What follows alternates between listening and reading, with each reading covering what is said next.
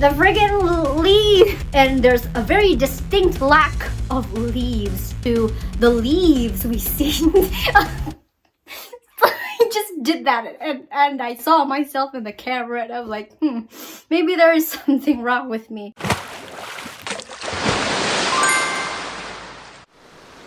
Hello everyone, this is Callimara here, and no, it's not calamari. Welcome back to my channel, or if you want to join the pond, go ahead and take a dive. You might like it here. So, I'm sure you're all familiar with, or at the very least have heard of Disney's centennial anniversary film, Wish, right? Well, it's been out for a while and supposedly it was fine.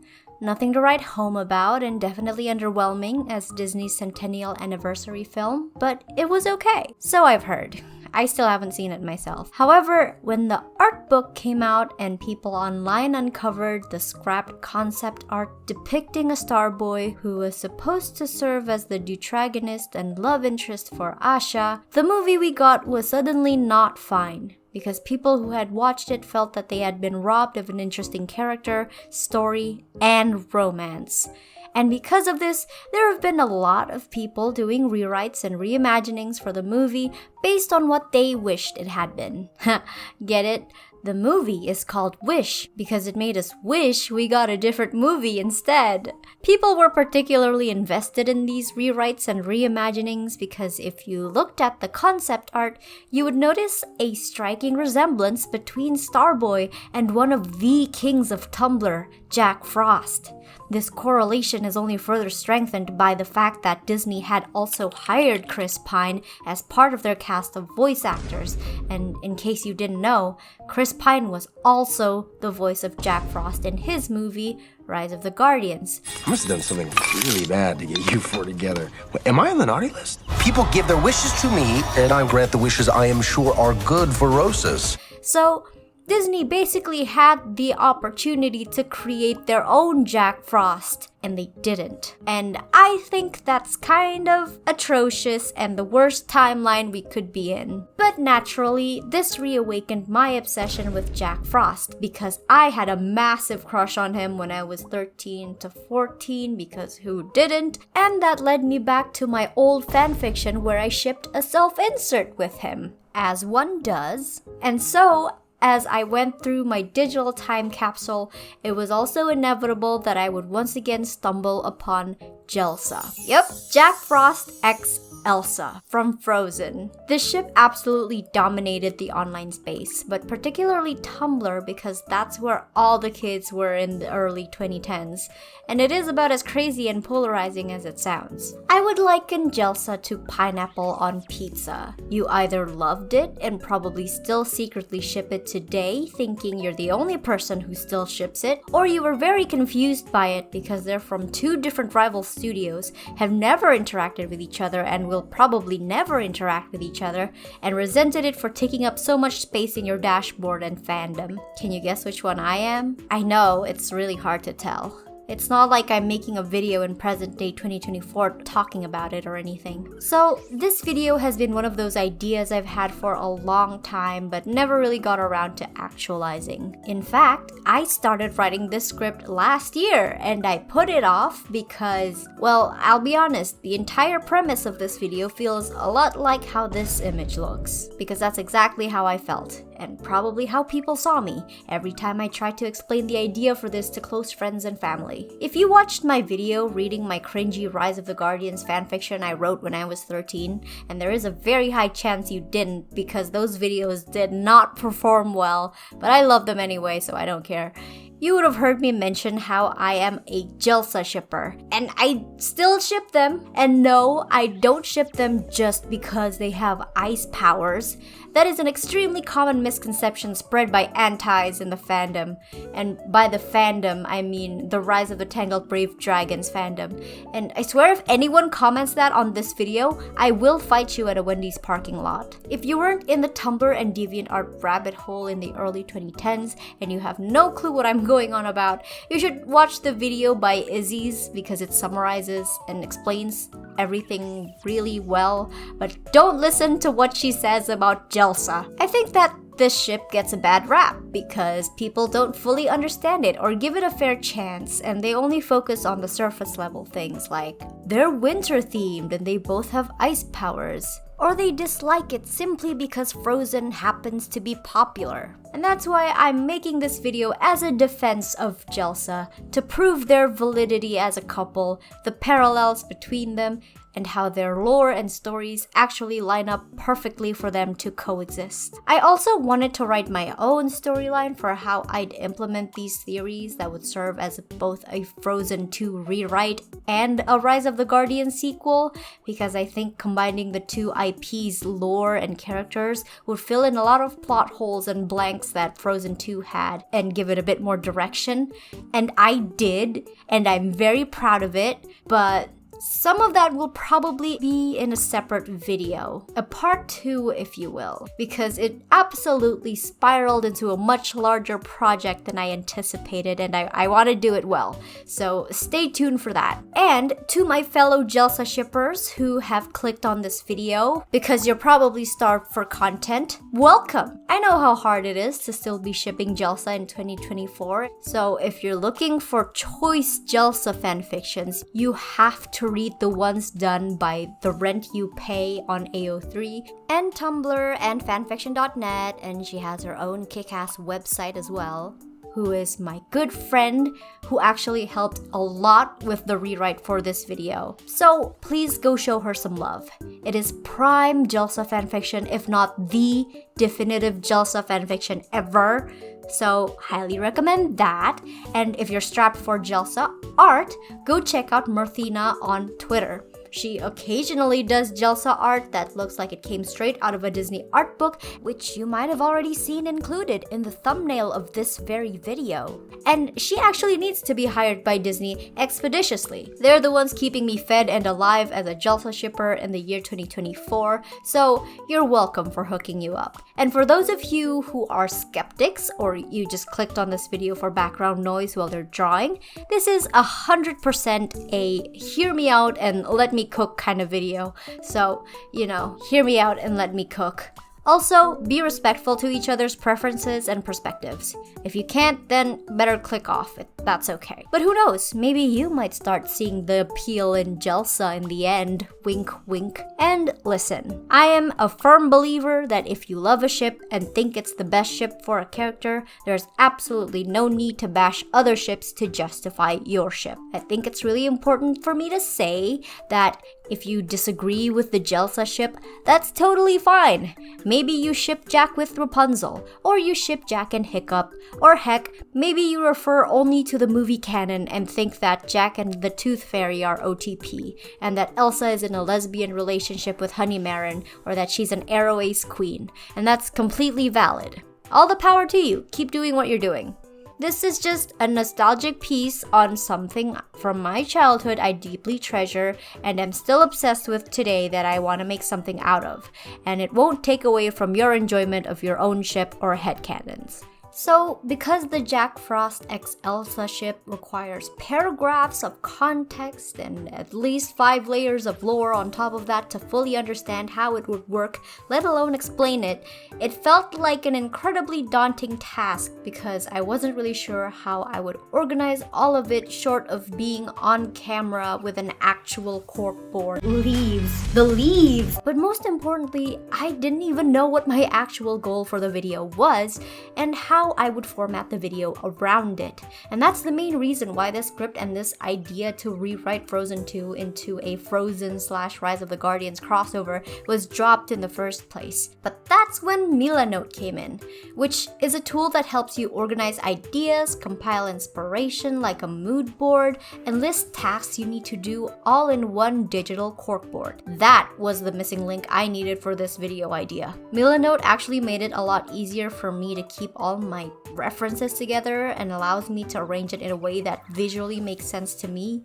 You'll see me downright abusing the arrows because what is a conspiracy board if not a bunch of connecting threads?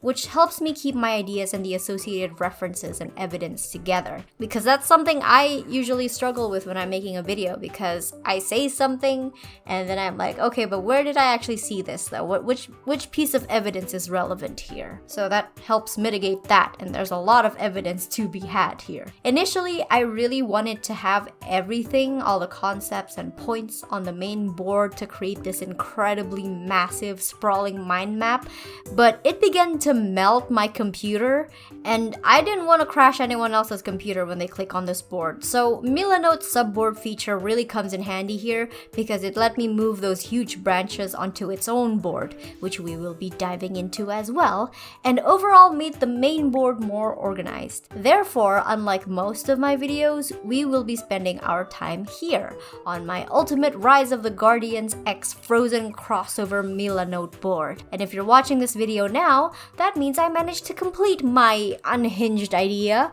and I'd like to share my work. I have an invitation link in my description so you guys can check it out, add more notes, ideas, fan art, expand on the story, whatever. Also, if you want to do something like this for your crazy crack ship, or maybe just a ship you're passionate about, or it doesn't have to be ships, it could be anything really. Milanote is available for free with no time limit, or if you enjoy using Milanote, let me know down in the comments. So thank you Milanote for sponsoring this video, because it literally wouldn't have seen the light of day without you. Also, shout out to my good buddy Mally Malware for supplementing the book lore that is literally impossible to find online and helping me out with some of my story ideas. So the first step in actually making Jelsa happen IRL is for either Disney or DreamWorks to purchase the rights to the other's property. However, seeing that Frozen is Disney's cash cow, DreamWorks is probably not getting their hands on that property ever, so it would have to be Disney acquiring Rise of the Guardians instead. As it stands, Rise of the Guardians is just collecting dust in DreamWorks' shelf despite becoming incredibly popular among young audiences at the time, namely Tumblr.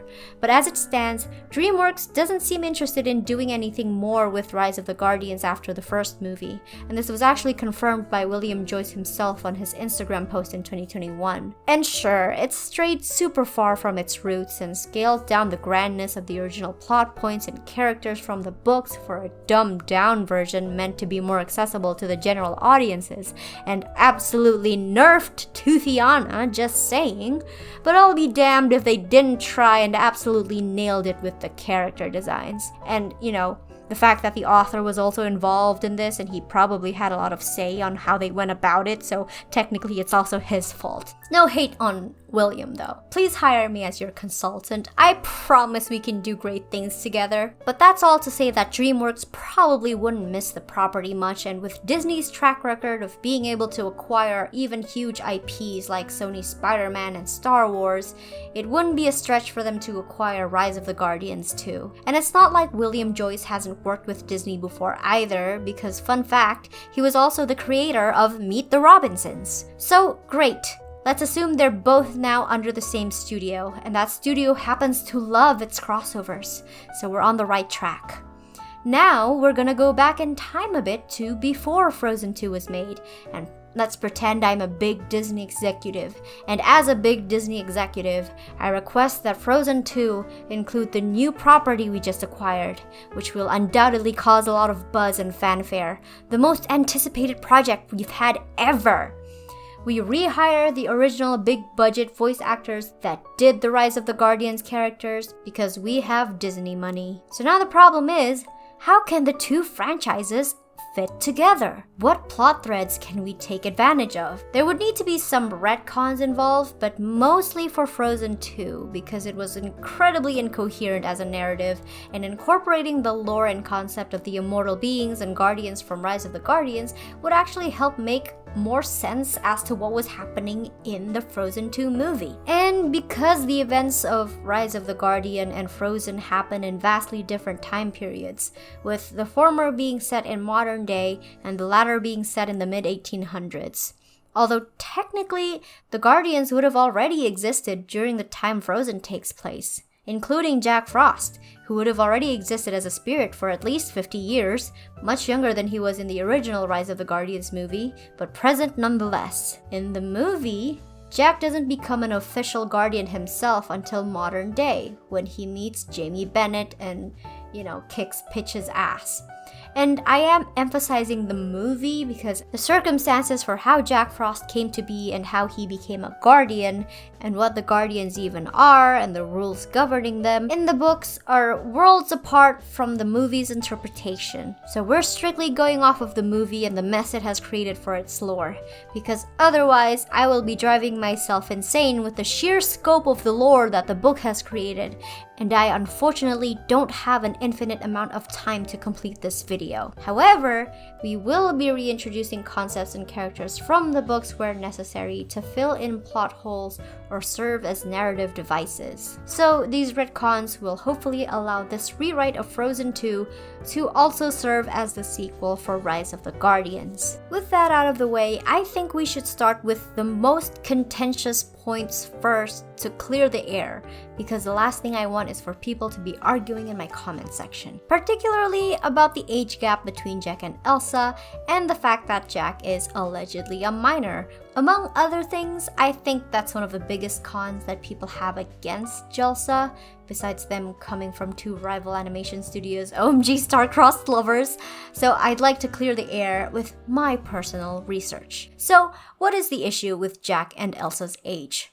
Surprisingly, it's less about Jack's immortality and more about Elsa being 21 at the start of Frozen 1 and Jack still being in his teens when he died. Lots of people say Elsa is too old for Jack because he physically looks and acts like a teenager despite being an immortal being, and part of that is because information on his actual age can be pretty confusing because there's technically two different iterations of Jack Frost, one being from the Rise of the Guardians movie and one being from the book series, Guardians of Childhood, which inspired the movie but is very different, if not a completely different story from the one told in Guardians of Childhood. And the character that experienced the most change lore-wise, as we see in the movie, is undoubtedly Jack Frost himself. Even though one inspired and became the source material for the other, the two Jack Frosts have very different backstories and lives after becoming spirits, including how they became guardians. Book Jack Frost, before becoming Jack Frost,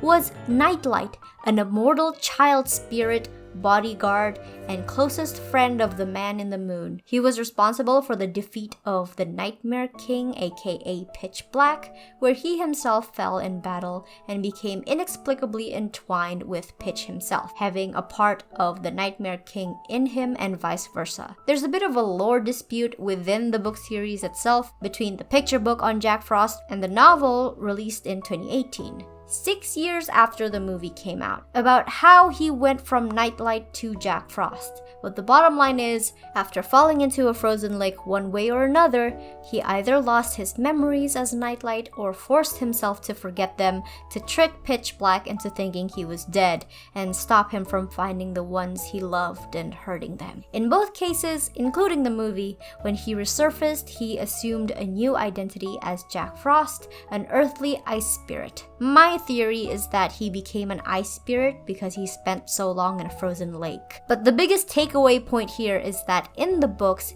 he was never at any point human himself. But movie Jack Frost was not an immortal being, but rather a human before he became Jack Frost. He was a post-colonial boy who lived in a newly settled village in the US founded in 1795, which would later become Burgess, who had a mother and a little sister and died while saving his sister from falling into a frozen lake, taking her place instead. After that, both iterations wandered the earth aimlessly for centuries as Jack Frost, and both would eventually regain their memories through different circumstances, albeit, but that's about where the similarities end. His story diverges drastically between the books and the movies, with the only common thread being his appearance and personality. Unlike Nightlight, Jack had previously never met or even known about the Man in the Moon, the Guardians, or Pitch Black. Much humbler beginnings. Though in this case, there is reason to believe that the book was the one following the movie, seeing that Jack Frost and I'm doing quotes here, was never a character in the books until the movie came out, and I had to assume he was initially intended to be a movie-exclusive character to kind of separate the movie from the books. But I had been told that the writer of the books, William Joyce, or Bill Joyce, wanted to capitalize on Jack Frost's popularity for his storyline, and so he wrote Jack Frost into the story by turning the main protagonist, Nightlight, into Jack Frost. Or maybe that had always been Bill's plan from the start, but listening to how he discussed Jack's conception in the Jack Frost DVD featurette, it sounded like he came up with Jack's concept specifically for the movie. Jack Frost was really interesting. We'd been working on it for about a year, and we didn't have a handle on Jack Frost's character. Originally, he was an adult, but then one day one of the story guys said, what if he was young? He's stuck forever being 14. So, who would he act like? And their origins aren't the only marked differences between them. Their ages vary drastically too. Book Jack Frost is stated to be stuck at the age of 14, and that's what comes up if you Google, how old is Jack Frost? But that's referring to book Jack Frost, not movie Jack Frost. In the movie, the director, Peter Ramsey, stated that he perceived Jack to be 17 years old, and the Rise of the Guardians app, because apparently there wasn't an app for the movie, says the same thing. However, the Guide to the Guardians book states that Jack was 18 years old, so markedly older than William Joyce's Jack Frost, and I'm sure the movie did this intentionally so that visually he would better serve as a mentor or guardian figure to the Burgess kids while still being able to relate to them. If that's not enough proof, I've got more for you. William Joyce, the creator of the book series, has also stated that Jack is able to change his appearance to look older or younger at will. He's also known as Old Man Winter for a reason, after all. And he even posted an illustration of Jack on his Instagram using his ability to change his age, aging himself up into his late teens. This is further elaborated in the Jack Frost-centered book in the Guardians of Childhood series that came out in 2018, which was also the final book in the series. And the story is set in 1933, where Jack Frost was described as a white-haired, untamed youth who varied in age and left a mark on all who met him. In this book as well, he hung around mostly notable adults like famous writers and actors, and would spend time at places kids shouldn't be, like the Athenaeum Club, which is a gentleman's club. In this book, William also implied that Jack has started engaging in many romances and flirtations, further signifying that Jack is capable of maturing mentally. This is how Jack was illustrated in his most recent book, and on his Instagram, William himself has confirmed that at this point in the timeline, the Guardians have grown up into their modern selves. The image that caption was from is of Catherine, one of the main protagonists of the Guardians of Childhood book series, also known as Mother Goose, who started the series as a little girl and now, centuries later, a grown woman. She herself is stated to have grown into her 20s, hey, that's how old Elsa is, and stopped aging. But like Jack, is also able to turn back into a little girl at will, and since Catherine is the canonical love interest for Jack Frost in the books, well, this opens the door for other similarly aged characters to be a love interest for Jack. No? So, no, actually. Jack is not a minor, nor is he actually stuck as a teenage boy forever, because not only is he depicted as older in the movies, and therefore has more room to age up too, the creator himself has set the precedent for Jack aging himself up as centuries passed in the books. All the Guardians do. That's how North went from this to this. I have to assume that they age differently from humans because it depends more on their state of mind, kinda like Steven Universe's physical age manipulation powers. So, given that Elsa was 21 at the start of Frozen 1, ignoring the extra years Jack would have accumulated as a spirit, given he died approximately 20 years before Elsa was even born in 1822, since Frozen 1 takes place in 1843, Jack and Elsa have a 3-year age gap, which is the same age gap Anna and Kristoff have, who are also 18 and 21 respectively. And now let's talk about the big question. Why put Jack and Elsa together, and why does it work? if it could at all. And yes, ice powers have something to do with it, but it's not all, because both characters have so much in common which would allow them to have an understanding with each other that no one else ever could. Jack and Elsa know loneliness. They know what it's like to be completely isolated and what it's like being an outsider better than anyone. Jack had to endure 300 years of being invisible to the world around him, not having a place in it, nor a sense of community with the spirits around him. Elsa spent most of her lifetime imprisoned in her own room, forbidden from ever interacting with anyone, even her own sister. They are both deeply lonely characters who yearn to no longer feel so alone, to find their place in the world. They are both also incredibly sassy and clever, and I think they'd have great banter. Another thing that I think Jelsa have over other ships like Jakunzel and Jacob, I guess, is the fact that Jack and Elsa are so family-oriented and have literally given up their entire worlds and lives for their little sisters. Jack literally sacrificed his own life for his sister, and in a way, so did Elsa. The whole reason she took her isolation so seriously was because of what she did to Anna and wanting to protect her from that. Jack and Elsa are both the oldest siblings to rambunctious little sisters. They understand the responsibility and expectations that come with that, to have to be both guardian and mentor, and then the pain and regret of becoming estranged from them by circumstance. And if Frozen 2 has shown us anything, it's that Elsa was very desperate and eager to find someone else who is like her. And to be honest, while the whole loving and accepting yourself thing is great, I don't think that was the right answer for Frozen 2's thesis question, because effectively the answer to Elsa's question of are there more people like me out there that I can find community and mentorship from is nope, it's just you. You're all you've got and all you need. Be grateful and live with it. And Elsa is like, oh wow, I'm super isolated.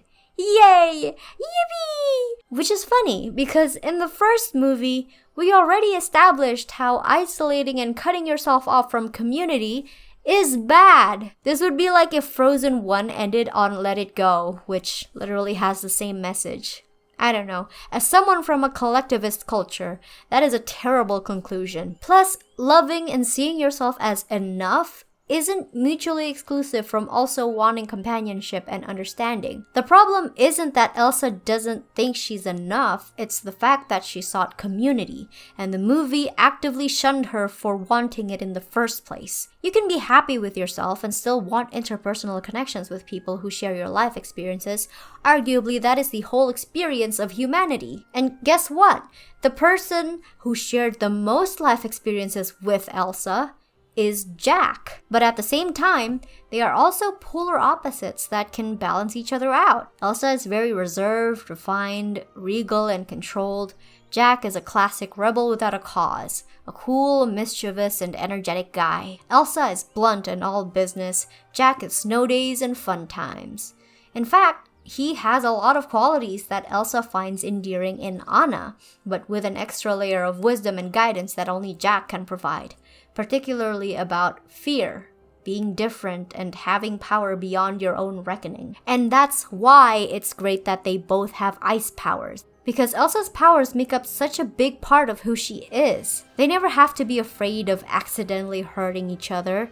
Elsa never has to hold back or fear her powers because she is afraid she'll hurt Jack, and Jack never has to worry about slowing down so that the people he loves can keep up with him. They can support each other in that way and even push each other to greater heights. Both their powers are shown to constantly be growing and changing, so they can grow and change together. In fact, Jack might even be able to teach Elsa that she doesn't have to be afraid of her powers anymore, that if she loses control, she can't hurt him, and he'll be there to help her because he can, and that's what he does as a guardian. Plus, with their starkly different methods and personalities, they definitely start as annoyances to each other, and then that annoyance eventually melts to fondness, and eventually something more. And that's a trope that I'm personally very fond of in media. And that's not even mentioning the fact that both their common enemies is fear. You know, pitch black. Now, to do that, I think it's important that we sort out the lore in Rise of the Guardians and Frozen and how the two would fit together. So, this is when we start getting into some important context, particularly from the book and how it differs from the movie for Rise of the Guardians, because I know not everyone is as obsessively familiar with both IPs as I recently have become, so I'm gonna walk you guys through the key differences here, as well as teaching you some terminology and just what everything is and how the story that wasn't told in the movie went down. So, let's hop over to Mind Map Callie for the rundown. This is actually take 2 of everything because the first time I tried to do it, I had a really weird setup and I was my entire top half of my face was just cut off the entire time. It wasn't viable, even though I made so many good points. I don't know if I'll be able to redo them again, but I'm gonna try my best. Hello everyone, this is presenting Callie today, tonight, this afternoon, whenever. I'm here to present a case, if you will, which I have done in a completely reasonable, rational, sensible manner. You know, don't worry about it, it's fine. About Jack Frost and Elsa. This feels a lot like a college presentation and I don't like it. We're friends. We're pretending you're my friend and I am waving my digital corkboard at you. So I've gone through a lot of stuff, I assume, I hope. A lot of context, a lot of layers already in my pre-recorded session, my scripted session. So this part is completely me free balling. I don't know what I'm doing with my hands. And we're gonna go through the actual mind map now. I'm screen recording on my iPad and I'm wasting a lot of memory by stalling. So let's just get into it. We have a big to-do list to get through, and as we go through and discuss each one, I am going to check it off because it makes me feel super accomplished and grown up. And we actually can check off at least one point, which is the Great Jelsa contention, which I discussed a few segments before. So that's all cleared up. We're all good. We're all open-minded to the possibility of Jelsa. Let's talk about lore. So I'm gonna go over here to my lore branch that I've lovingly prepared, and we're gonna go through some basic information just in case some people here, just clicked randomly on this video. You don't even know what a Jelsa is. You probably do if you clicked on this video, let's be honest. But maybe you kind of watched the movie once and you were in the fandom back in the early 2010s, but you don't really know the deep lore. You don't know the deep, dark spells in the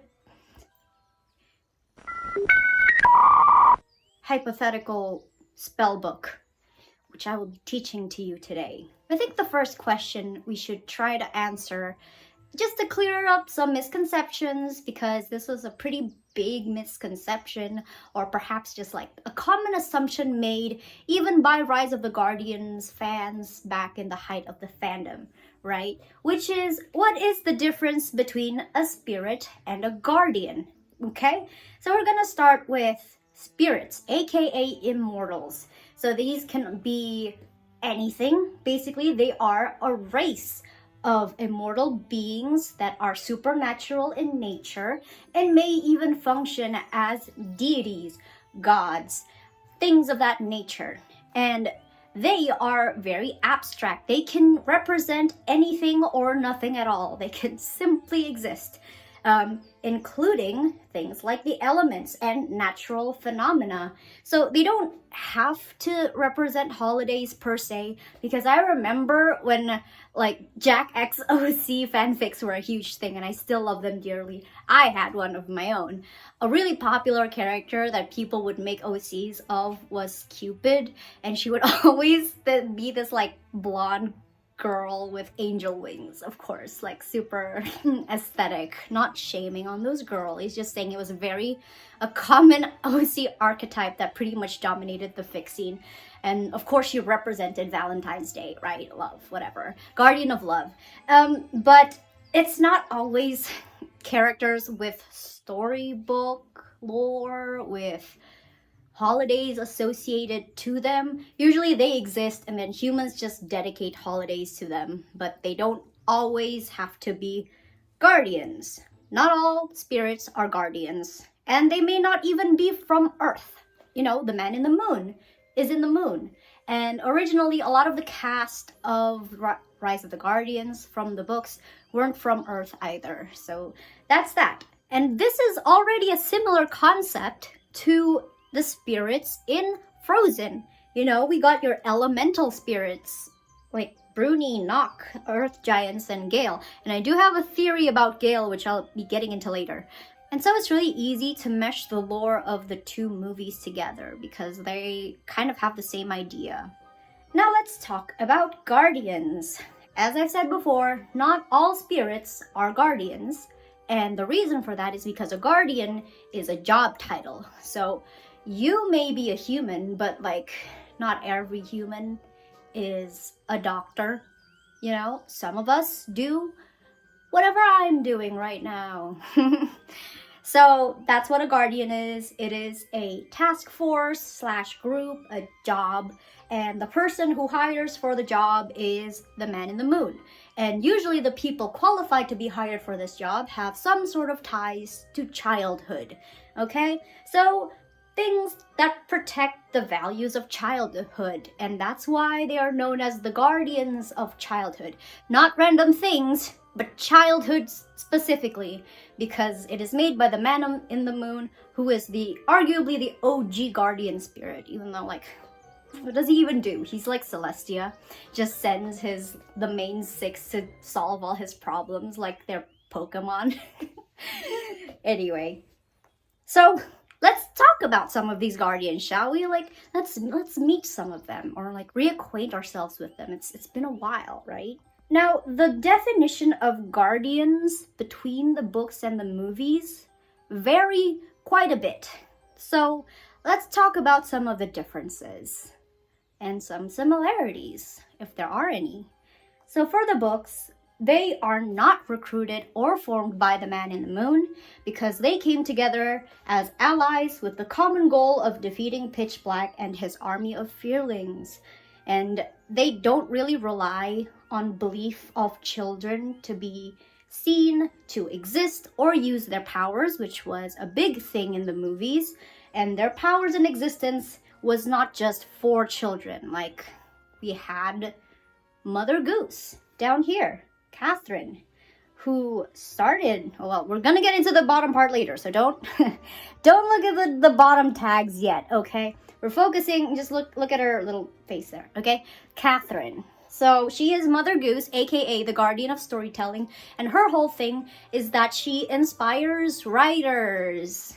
And usually, like, kids write stories, sure, but like she was specifically stated to also inspire like a lot of like famous writers. And so, you know, she influences adults, right? And there's also Father Time, Umbridge Salazar. I missed an H here, which I should probably fix, honestly. Okay, Umbridge Salazar, Father Time. And obviously time is a general concept, not just exclusive for children, but he was a guardian. And of course we have Nightlight. We know who he is. I'm not gonna go too deep into him. They weren't cut from the movie, even though they were arguably like the first characters we get introduced to in the books. They were like major protagonists, and they weren't in the movies, which is sad, but that's okay. So now let's talk about the movie's definition of a guardian. So they are formed and hand-chosen by the man in the moon to oversee childhood and combat fear, aka Pitch. So that's a similarity there. They both came into existence because Pitch messed around and now he's finding out, right? And they derive their power from the belief of children, and they lose their powers and they become invisible if no one believes in them, which is not a problem for the guardians in the books because they're just like, I don't care what other people think, I'm gonna exist no matter what. They're even like written in the books to like mingle among humans. They like just walk around in nature, in the wild. And the guardians in the movies are purely focused on children and childhood. So they don't care about what happens to the adults. They're just like, oh, if you came fresh from the womb, you're a problem. As soon as you hit puberty, I guess you're not a problem anymore. Deal with the world yourself, you scum. So, the Guardians in the movies, and these are also characters that appear in the books, or they had roots in the books, but they were changed quite a bit for the movie. Of course, we have Easter Bunny, or Aster Bunnnymund. We have Sanderson Man Snoozy, in case you didn't know that was his full name, aka Sandman, Nicholas St. North, or Santa Claus, and of course, we have Toothiana. That's why I said it like that, aka the Tooth Fairy. So, they all have different reasons that they were chosen by the Man in the Moon to join the Guardians. Some of these I'm more clear about than others just because of the availability of information around the books online, because I might be outing myself as a bit of a faker here, but I never actually read the books myself. I just did very in-depth research on them online, which I know isn't the same thing, and I know I'm definitely missing a lot of details because I didn't read the books. So I did the best I could, and I kind of just I'm only focusing on the bottom line here, though I did get sidetracked a little bit. For Easter Bunny, we have him being chosen for fostering and protecting hope, which is, based on the movie, is what Easter is all about. For Sandman, he was chosen for protecting the dreams of children from nightmares, and canonically he was the first guardian chosen by the Man in the Moon. And for North, he was chosen for wonder, the spirit of adventure, fostering curiosity in children, allegedly. And of course, for Toothiana, she was chosen for protecting children's childhood memories and their baby teeth. So, all essential components of childhood according to the movie. So, what are they? They are all, each of them, spirits, except for North and Tooth. Well, they're a bit special here. Bunny is a puka, which is essentially like... Okay, here. Wow, look at that. My notes are right here. They are a clan of philosophical warrior rabbits of imposing intellect and size, said to have been 6 to 7 feet tall. And they are basically in charge of overseeing the health and well-being of planets, but they were wiped out by pitch black, and Bunnnymund is the last one. Unfortunate. This is how he looks in the books. And so basically this race of immortal beings are, as they are named, immortal, and so they have always been spirits. Same with Sandy, who was a star pilot.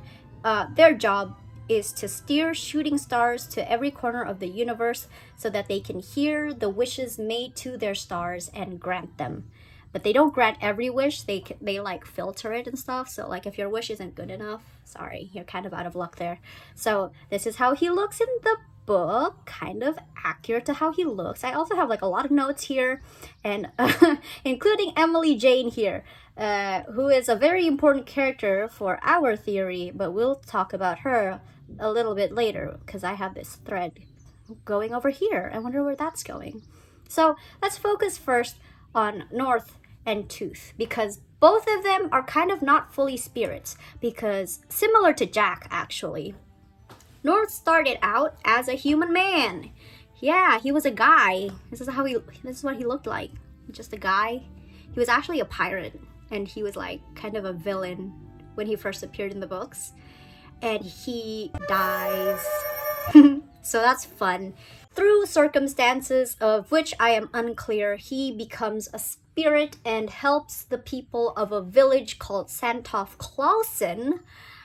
I think that's a clever joke.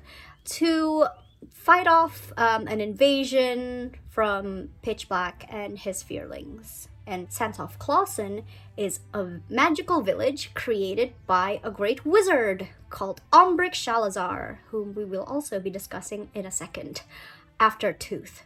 So Tooth is actually a demigod because she is half mortal and now she's immortal.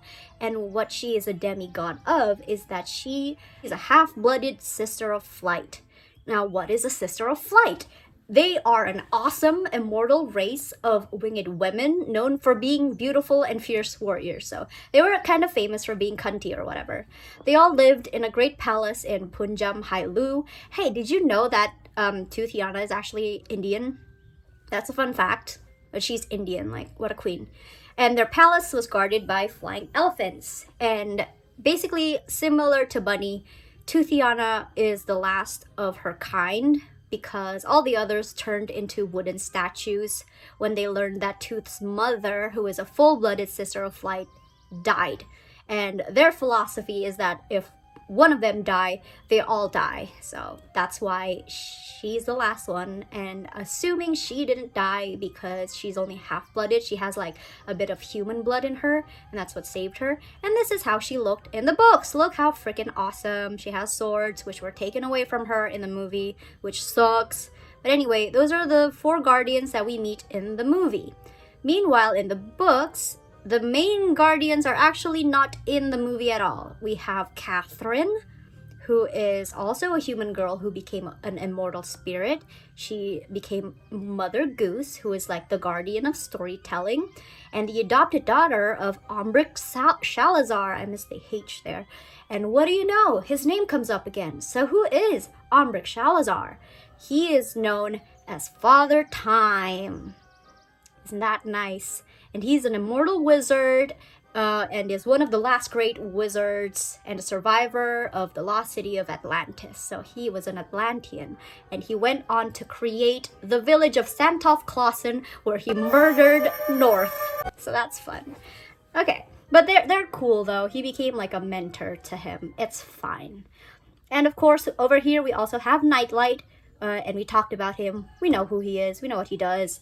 But I'm gonna scroll down here where we see the arrow from Sandman's column connecting, who are other characters of note. So Emily Jane is actually Mother Nature, aka Pitch Black's daughter. Plot twist. Yeah, so she like escaped dream pirates that attacked her home while Pitch is away fighting the dream pirates.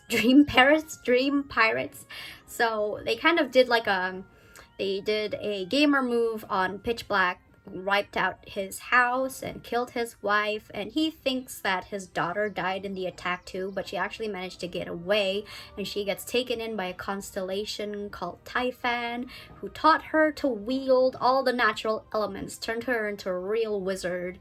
And after 10 years of like basically Pitch never coming to find her because he thought she was dead.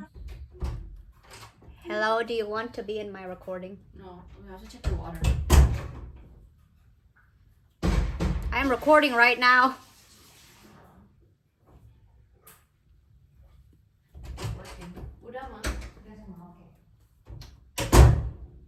It is not great to live with family when you're a content creator. Anyway, so she gets upset because her dad never came looking for her, and she attacks an innocent starship that was passing by. Typhon's like, you shouldn't do that, that's not good, you know, that's not a very nice thing of you to do. And she's like, you're not my dad, verbatim. That's what she says. And he gets offended, so he seals her inside a shooting star. And the only way she's gonna get out of the shooting star is if it crashes on a planet that the star likes. And that star ended up being the one piloted by Sandman. So, you know, it all comes together. And of course, we have Pitch Black. Fun fact, he was actually not a bad guy at all. He was actually a hero in the Golden Era, and he led the Golden Armies to capture Fearlings and their ilk, like the Dream Pirates. And he managed to successfully imprison them, but because he lost his daughter and wife in the campaign, he volunteered to guard the prison planet that the Fearlings had been imprisoned in, and he was forced to listen to their constant whispering and pleading for like hundreds of years, allegedly. And until one day they decided to imitate the voice of his daughter, which tricked him into opening the gates, and he got possessed by 10,000 Fearlings, which transformed him into the Pitch Black we know, but this is how he used to look before he got possessed. So, you know. And of course we have Tsar Lunar, aka the Man in the Moon, the OG guardian of childhood himself. Major difference between the movie and the books. In the movie, he chose all the members of the Guardians and served as their mentor and I said guidance, but I don't know what the noun version of guidance is. Like guide. I guess just guide. Tour guide, maybe. In the books, his family was also killed by Pitch Black, and that's why he allied with North, Catherine, and Ombric to defeat him and protect children's dreams. Basically, he recruited only Sandman, as far as I know. Everyone else just kind of joined the cause because Pitch was making life inconvenient for everybody. And Nightlight fought for him because it was his job. So yeah, those are the Guardians. Now that we know where, more or less, how they function, what they are, how they get selected, let's move on to how does one become a Guardian based on the movie? Because we're focusing only on the movie. The books are too different and, completely different ballpark. That's not what we're focusing on.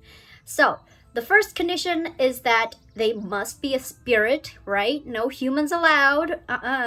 And humans must become spirits in order to be eligible for the Guardian title, of which not all spirits are also eligible. So, it's a pretty strict selection process, guys. It's not that easy, okay? So how does a human become a spirit? There's two ways to do that. You can die doing a noble act, which was what North and Jack did, and he became Jack Frost, so that works out. That's a viable route. Or the second way to do that is to receive power from a spirit, which was what Catherine did by kissing Nightlight, and she became Mother Goose. I don't know if she actually ends up dying at some point in the book, because I never read the books. So if she did, then I guess we only have one way to become a spirit, which is kind of probably the most straightforward way of becoming a spirit anyway. And Elsa technically did both. She died and resurrected, and she also received power from spirits, all four spirits in fact, and Ahtohallan. When she tamed the Knock, and I guess the other spirits, it mostly happened at night. So, the Man in the Moon was watching her the whole time. He sees that she's got an extensive resume in spirit powering. So, she is probably on a short list already. And that's why Elsa doesn't return to Arendelle, because she became a new spirit and is now bound to Ahtohallan and the forest, and she'll probably learn in a few years that she stopped aging, whereas Anna gets older with Kristoff, and she's still the same.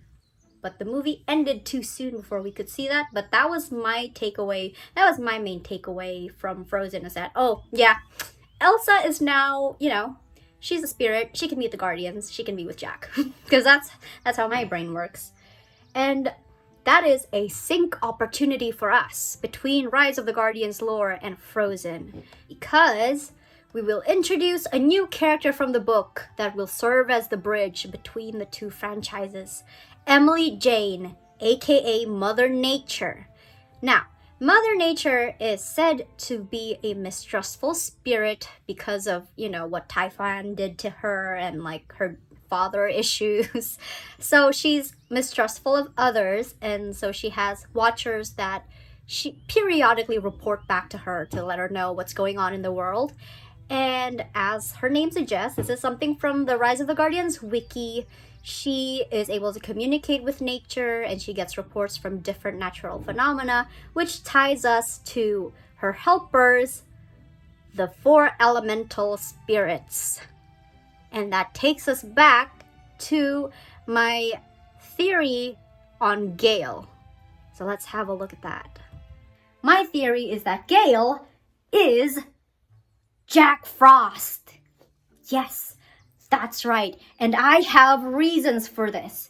And the first piece of evidence... I feel crazy just hearing myself say this with so much confidence. But the first piece of evidence I have of this is Jack's leaf manipulation powers. So in the Rise of the Guardians wiki, Jack Frost is stated to have a special kinship among the world of leaves. He can command the leaves of any tree or plant other than the mandrake and use them as spies to keep watch for Pitch. They can change color, fly, and even return to their tree if he tells them. They speak to Jack as though he were one of them and revere the magic lad as king. His strength and power derive much from the realm of nature and his mysterious friendship with the being known as Mother Nature. Here she is again, our great bridge between worlds. And so, keep these leaves in mind, because when you observe Gale, what is he mostly associated with? Leaves! I don't know why I'm showing you this. I'm literally recording the screen.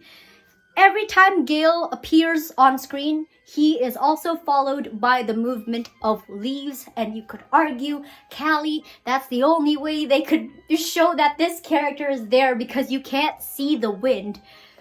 But they do make the wind visible at certain points in the movie, and we'll get to that. But let's focus right now on the behavior of the wind and the leaves, right? So, they have the same fun personality as Jack does, right? We see him playing with the children a lot. Not really the adults, just mostly the kids. And also, I just found this gif really cute, how differently he treats like Anna and Elsa, like how he roughhouses Anna and is like really gentle with Elsa. I thought that was a cute detail. Very telling. And also, these leaves have the same flight pattern as Jack does in his movie. You'll see him doing like a lot of swerving, a lot of spinning and flipping, and watch him go through the guy's leash and the guy himself instead of like flying over. That's just his style, and that's the same flight pattern that the friggin' leaf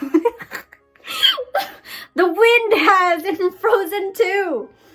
And however, I will say that the whole time this movie takes place, Jack is not always the wind. I still think there actually is a wind spirit because we see it, literally see it. He takes the form of a tornado, visible, and there's a very distinct lack of leaves while the tornado spins around. And plus, the actual wind spirit has a very different personality to the leaves we see. I just did that and I saw myself in the camera and I'm like, maybe there is something wrong with me, but I'm gonna carry on. It's very different with how the leaves behave whenever we see them on screen. So the actual wind spirit actually behaves very hostile, dutiful, and no nonsense with the Arendellians and most of the other Northuldrans. And aside from the notable lack of leaves, we can also see it, right? It feels like there's two different personalities of the wind, because even in this very scene, when the wind is like conjuring up a tornado, when Elsa is wrapped up inside of it, it also like gleefully goes around her hands when she shoots ice from her hands, even though it's still like a full tornado, and tries to like crush her. To me, that's actually Jack also inside the tornado, witnessing Elsa shoot ice from her hands, and was like, oh my god, you're like me, and getting all excited. But then the wind is like, shut up, Jack, and like keeps doing his job. Because guess what? In Rise of the Guardians, there is also the wind is also a character, and Jack is good friends with him. Like in this scene at the start of the movie, where Jack shouts, "Wind, take me home!" and he flies back to Burgess. I'm not crazy. But yeah, anyway, because of their similarities, that being invisibility and leaves, sometimes when the wind appears, that's actually Jack, is my theory. Because Jack is also invisible, and the only way humans can see him is if they believed him. Gale is invisible, and the only elemental spirit we can't see. So that's like another intersection there. I just did the Gojo Infinity. That's so lame. And so my theory is that the reason we can't see Gale is because he is not actually Gale the wind spirit, but Jack Frost. However, because the main cast of Frozen 2 and the Northoldrons don't believe in him, they don't even know his name, they only see the wind and the leaves, and that causes identity confusion between the two. So that's all to say that I think Jack Frost is already in Frozen 2, and you're all too cowardly to see it. So that's the lore wrapped up. It's all synced up, I think. It fits in perfectly with each other. No issues, no notes. Just more context to explain why they work together. Okay, so with the lore all taken care of, it's all a-okay. Now you understand why I think this is viable. This can work, you guys. I barely had to change anything. I just had to explain why it would work, right? That's great. We can check off the lore aspect off of our to-do list. And now we're gonna move on to the next one below it, which is basically the timeline sync. Because as I've said before, the only thing really separating Rise of the Guardians with Frozen story-wise is the time periods that they're in, because they're extremely different, right? We can say it's like a parallel reality, a multiverse type situation. That works too, but I like this theory better, and that's because I like the idea that they already exist in the same world, because the rules of their worlds already work the same way. So let's move into the timeline sync, where I have made a handy dandy table to kind of compare what's happening in each of these years between the two movies, to see where we might be able to jump in, you know, and write a story in the time period of where both would exist and would work as characters. If we are talking about wanting to do Elsa post Ahtohallan 5th spirit reveal and Jack post Guardian appointment, I don't know. Anyway, let's start with the year 1795 to 1800s, because that is when Jack dies. Human Jack. This is the year that Jack Frost the Spirit was born in post-colonial Burgess. And there's nothing going on in Frozen yet because it is still too early.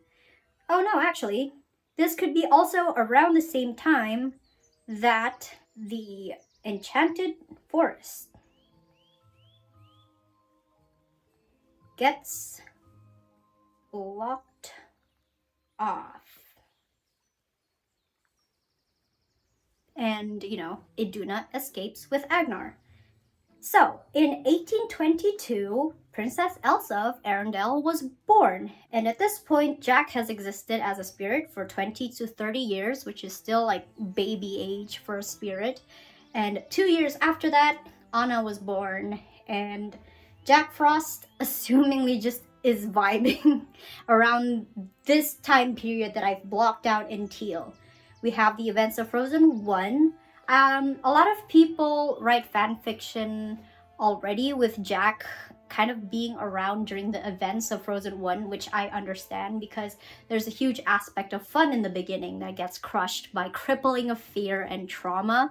But I personally think it's a lot easier if Jack never knew Elsa until she was a full-grown adult. So that's what we're going with. He wasn't around for Frozen 1 or Frozen 2 as well. Like, we can say that he just never crossed paths with them. Okay, entirely possible. The world is big and Jack has things to do, maybe. So 1846 is the events of Frozen 2. Elsa is resurrected as a spirit and Anna ascends to the throne. Assuming Elsa is also immortal at this point, by the time that the Rise of the Guardian... I need to stop doing the millennial finger. By the time that the Rise of the Guardians happens in the 2010s, or, you know, modern day as it was released, Elsa would have existed as a spirit for 164 years, and that would have been when Jack became a guardian and Pitch Black is imprisoned / defeated ? And post that is what I call the Guardian Jack era. And I wrote down over here under, like, in the Frozen side, induction into the Guardians. So I guess my mindset was that this was when Elsa would also be like inducted into the Guardians, similar to Jack. And the reason for that is Pitch Black returns somehow with a fierce vengeance that cannot be overcome in the current time. And so we get to time travel shenanigans. And now you're thinking, Callie, you're just pulling that out of your ass. You know, you're going too far. You're breaking canon. Except I'm not. Because if we follow this arrow over here, we know from the wiki page on the Pukas, which if you remember is what Bunnnymund was, is that one of the things they do is stopping time travelers from disturbing the past. So time travel is canon in the Rise of the Guardians lore based off of the books. And thus we introduce another bridging character, Umbric Shalazar himself, aka Father Time, who would absolutely have a time machine. He has to, okay? And so with the introduction of a time-based character, we can go back in time during the events of Frozen 2 with Jack as a full guardian, therefore serving as a sequel to the events of Rise of the Guardians 1 as opposed to being a prequel, and also fixing up the plot holes in Frozen 2 with the lore provided by Rise of the Guardians, Guardians of Childhood book series.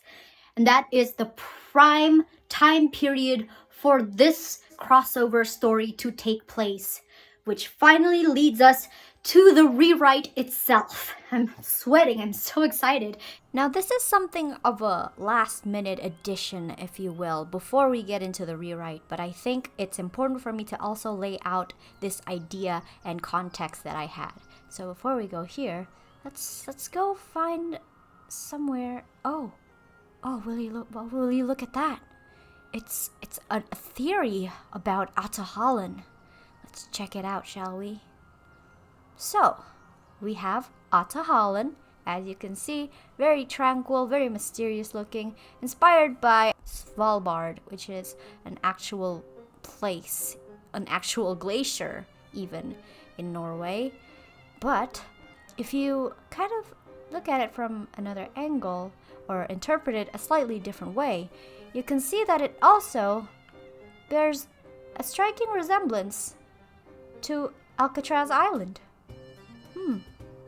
I mean, that's kind of a reach, right? Like, obviously any island, any small island that's rocky in the middle of like harsh seas would look like Alcatraz Island. That doesn't say anything.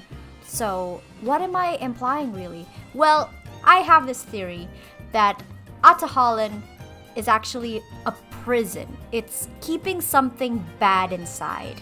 It's part of the reason why people are kept out. It's part of the reason why the knock is protecting it and stops anything from coming near it, including ships and Elsa herself. So what other evidence do I have of this? Let's follow this arrow. So what do all prisons have? They have a security system to stop people from breaking out. Yes, well, Ahtohallan also had a security system. We mentioned the knock before, the dangerous seas, but once you get to Ahtohallan, you get a friggin' uncrossable cavern that Elsa had to create steps in order to cross. You get a barricaded doorway that Elsa bursts open. And then you get more barricades that Elsa also bursts open. And finally, an actual sealed door that she bursts open again. And that's not to say that she's not supposed to be there, because clearly she fulfilled her destiny to become the fifth spirit. My theory is that she is actually kind of a mortal reincarnation of an aspect of Ahtohallan that escaped with Iduna and Agnar when the forest got shut down like it's a Wendy's, I guess. But yes, when the forest was sealed and she was reborn as a human, and that's why she was able to become, the bridge between humans and spirits, because she is part spirit and part human. But how do I know that there is something malicious being kept in Ahtohallan, aside from the fact that there are such extreme security measures to make sure nothing can ever come in or out? Well, something after Elsa regains her full power from Ahtohallan past this scene, which is, the scene with her duet with her mom and like the pretty sparkly magical girl transformation. She sees all her memories, and then she gets lured by a memory of, a pretty malicious guy, her ancestor, to somewhere she shouldn't ever access, because it was like a literal hidden door that she had to use her magic in order to open. Again, opening more sealed areas that she shouldn't go to, right? That's clearly not an accessible part of Ahtohallan. We can argue the place was trashed by some measure for some reason, but this area was clearly just like sealed. And I wonder why. Perhaps it's, something like solitary confinement. And so the question now is, who lured Elsa into this restricted area? Who is the person being kept imprisoned in Ahtohallan? Well,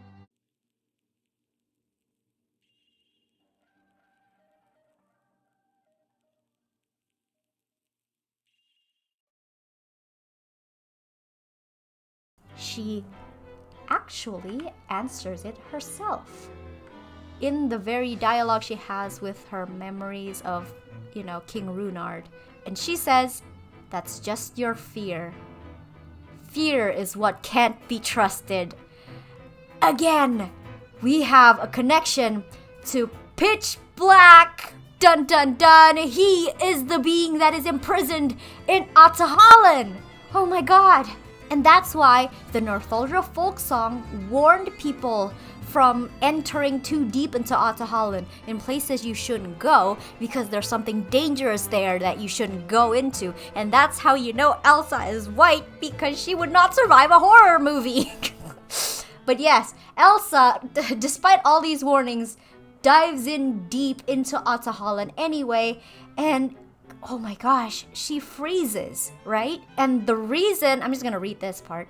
The reason Elsa froze when she opened the secret door was because it was Pitch's high security prison. And as soon as she entered, after having conveniently received Ahtohallan's full power, because, why would he wait that long to lure her in there? Well, that's because he wanted to absorb her powers and use it to break free. And she's even done the legwork for him. She has opened all the doors, cleared out all the barricades, and even made him like a nice stepping stone out the exit. And without her powers, Elsa is as vulnerable to freezing as any mortal, and that's why she freezes. As soon as she set foot in that dark, shadowy cavern, Pitch drained her powers, and because she doesn't have her powers, she freezes. And that's how she dies. And there's even more evidence of this, because the Frozen 2 logo even has black ice in it. Like, it's partially blackened, almost like frostbite. Or perhaps it's black sand in ice. Huh. It's very interesting, isn't it? Oh my goodness. Let's think for a moment. If Pitch is imprisoned there, then someone must have put him there, right? But who could have imprisoned Pitch in Ahtohallan? I wonder who has once trapped his creations, his sand, his darkness in ice before. Oh, that's right. Jack Frost! It had to be Jack, or at least in my theory, it should have been him. And you're probably thinking, but how was that even possible? Pitch would have need to be imprisoned there like probably way longer before Jack ever became a spirit. And back then, Jack was never a guardian either. Like, he only became a guardian like in modern times, not in Elsa's age. And so that's why we introduce the time travel shenanigans because, as we know previously, time travel is canon. That is the foundation for this rewrite. Okay, so for the actual rewrite itself, I have divided the whole rewrite, which essentially veers into fanfiction at one point, which I'm very pleased and very proud of, but I don't know if it'll like fit in this video, so that might be a part 2, you know, so stay tuned for that. But essentially, I have divided it into 3 acts. The first one being the act where we find out what the Guardians have been up to, the setup, what is the threat that threatens them and necessitates the events of the rewrite to occur. And the second one is actually focused on Frozen 2 and how I would restructure and reframe the story to give it a bit more purpose and direction with the lore coming from Rise of the Guardians. And finally, we have full fanfiction territory, which is impressively, like, devastatingly terrific, because I have like my good friend Kris on it to help me out with it, and it is, I'm just really excited for you guys to see it, but it's gonna necessitate its own video. It's too long, it's too great and impressive for this silly one. So that's all done. Now let's actually focus on what we're here for. For now, we're gonna do the redesigns that I've done for the returning characters, and as well as our main protagonists, Jack and Elsa, of course. So, as you can still see here, Father Time has 0 cards because I haven't done his design yet, but I probably will as soon as I finish recording this segment and cool off because I am sweating right now. So let's start with Jack Frost. So you might have seen these designs already if you follow me on my social media. So, you know, if you want to be kept up to date, follow me on my social media, duh. But I'm gonna discuss like some of the design elements and why I did them. Confess to my sins, I suppose. So yeah, I don't know why I'm being so sassy, but let's talk about the design itself. Because Jack in this context is like a full-fledged guardian, and through events in the rewrite, he is like grown up and mentally and physically is now in his early to mid-20s, because as we've established, that's a thing that Jack can do. It's one of his power sets from the books.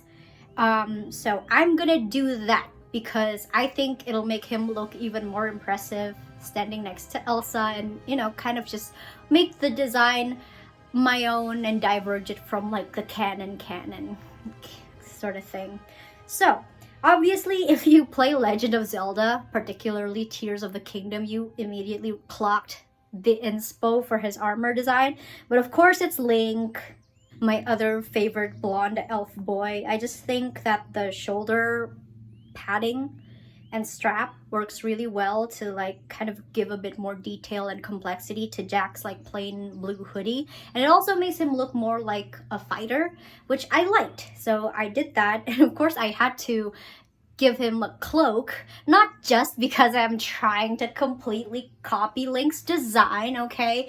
I was mostly trying to make Jack look like he belonged in that time period of Frozen 2, because we are doing some time travel shenanigans, right? And it's also meant to be an homage to his original clothes as a human. And you might also notice that this Jack has a scar over his right eye, and that comes from Pitch, which will be in the rewrite. You will witness how and why he gets it. And he also, I just gave him like a bit of a different hairstyle, because he's got like kind of floppy emo bangs, just messy boyish hair. But I think because he spends time around like the wind spirit so much, it kind of just like blew his hair back, gave him like a naturally effortless look, and I thought it was like a nice touch to make him look a bit older as well. And of course this is how he looks with his hood. I really like the frosting pattern around his like hoodie originally, so of course I transferred it over to his actual cloak as well. And this is a fun idea I had, but like I noticed that the Northuldrans actually like wielded staffs as well as their primary weapon of choice, and I thought it would be fun if it was because Jack was kind of the one that inspired that decision through like the descriptions of the other spirits about him, because he's kind of become known as this mysterious guardian entity over the Northaldran people, particularly like for their young kids. So that's just an idea I had. And another idea I had, which was also inspired by the books, is that Jack now has the ability to like change the shape of his staff. And as we've seen, like when we were discussing the Jelsa contention as well, Jack wields a bow and arrow at some point, and that's actually his staff that he changed the shape of. And so of course Jack can also like change his staff into a bow and arrow, but also I thought it would be cool if he could also like do an ice sword. And it's not just because of Link, okay? It's fine. I just thought it was cool. And that also kind of makes him more of a versatile combatant, which I liked. So that's Jack. Let's head back to the other important character of this rewrite, Elsa. So I didn't really change much of Elsa at all, because I'll be honest, I love her design. I like the new look that she gets in Frozen 2. It's way better. And that's because, let's scroll over here and look at her canon designs. I find her look from the first movie particularly atrocious, and it's mostly because of her makeup. It takes me completely out of the time period that they're supposed to be in. Like, why does she have volume mascara and brow pencil that mismatches the color of her eyebrows and eyelashes from her hair, even though they don't do this with literally any other character? I guess maybe to help with the contrast or something, but that's dumb, in my opinion. And also, look, why does she have a cut crease? Oh my god, cut crease with shimmering purple eyeshadow. It annoys me so much. She looks like she's a contestant on American Idol, and it's a very hard sell to me to believe that she came from the time period of 1843. So yeah, that's a big no from me, boss. And this is still like a thing, even in her final look in the second movie. Like, how did Ahtohallan give you free NYX cosmetics? Did she do your brows on fleek and like give you lash extensions? I want to know. Also, please get rid of your atrocious hot pink lipstick. I don't like it. And so mostly I just redesigned Elsa because I'm so sick of this terrible makeup. It's not even the fact that she was wearing makeup. It's the fact that it looks ugly.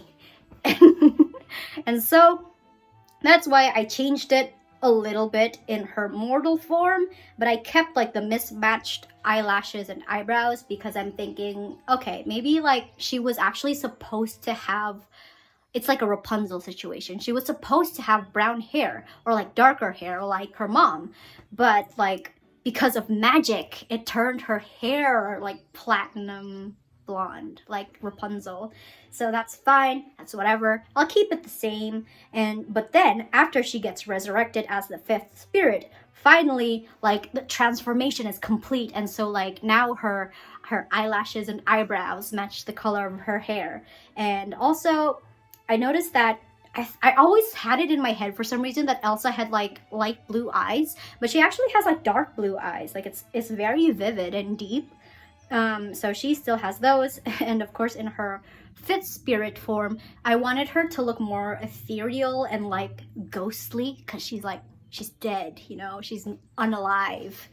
And I was like inspired by a lot of these like models that have albinism. I think they look like so otherworldly and ethereal, and that's the look that I wanted to go for Elsa. And so like I lined up her eyelashes and her eyebrows, and also just like gave her lighter shades of blue for her eyes with a tinge of red, making it look like almost lilac. And I think this makes her look like an actual spirit, you know, like a being not of this world. And that's Elsa. Now let's move on to a character that is going to be another important role in the rewrite, aka Mother Nature. So you would have already seen this as well if you are subscribed to me, because I posted her on my community tab and all over my social media because I was so proud of her. But the main goal for this design is to make her look like mother, right? She needs to mother as much as a mother could. And initially I was planning on just like keeping the original design, but then this design like came to me in a dream.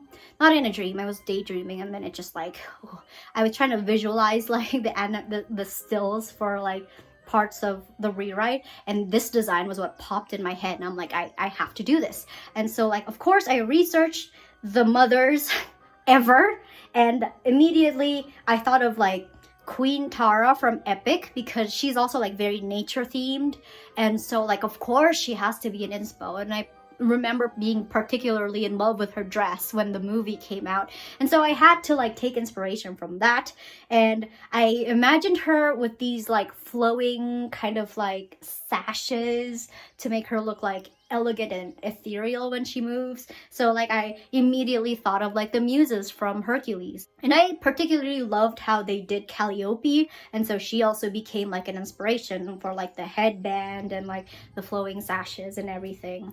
So yeah, we got the flowing sashes here, and I'm gonna just like draw the headband in as well, because that's also inspired partially by her. If I can pull a straight line while standing like this, God. Okay, there we go. Perfect.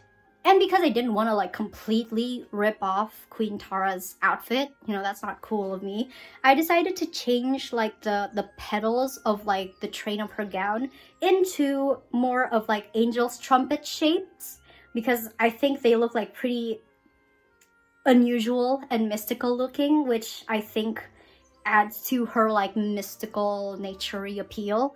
And of course, I had to do like gold face paint, because I think it makes her look so like divine, and also like she's like gives this ancient feel to her. And of course, who better to reference for that other than Mel Medarda from Arcane. And for her hair, I was actually pretty torn on two concepts. The first one was like a rose quartz type hair where it would like kind of curl around her face like hang on, I'll draw it right here.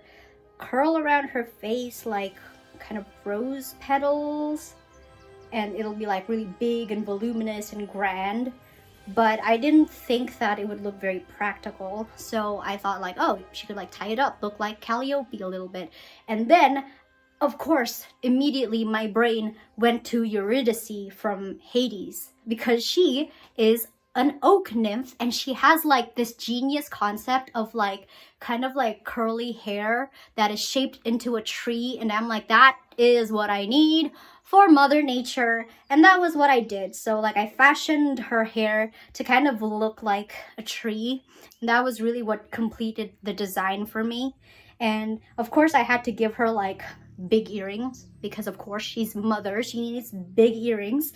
And it looks like a little bit like the Earth's molten core dripping off of her ears, and it matches her hair so that it doesn't like stand out too much, and it goes with the yellow of like her gold freckles. But also, my reference for this was just mangoes, you know, because she's mother, she bears fruit for her children. So, you know, you're free to interpret it either as molten core or mango, whichever you prefer. And that is Mother Nature. I'm very proud of her. And finally, we have Father Time. Now, time skipping probably, because I haven't done him yet. Act 1. In a gloomy battlefield covered in black sand, we see Pitch Black's nightmares, now joined by other black sand creatures of different forms. Suddenly, they are hit with a blast of ice, dispersing them instantly. Jack Frost emerges from the storm. He fights the Fearlings valiantly, but he looks worn and haggard. He takes out all the Fearlings with a single explosion of his powers, freezing over the black sand and trapping them. He flies up into the air to reveal to the audience an army of Fearlings still to come. He calls for reinforcements and is joined by the other Guardians. Toothiana hovered above the ground, her wings beating rapidly. In her hands, she swung a pair of gleaming swords, their blades shimmering with ethereal power.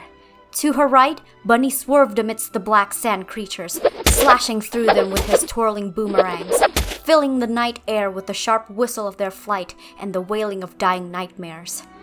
North cut down entire fleets of creatures at once with his mighty saber, and Sandy shifted his sand into nets, spears and whips, barriers and traps, but no matter how many the Guardians destroyed, more rose from the dark sand beach to take their place.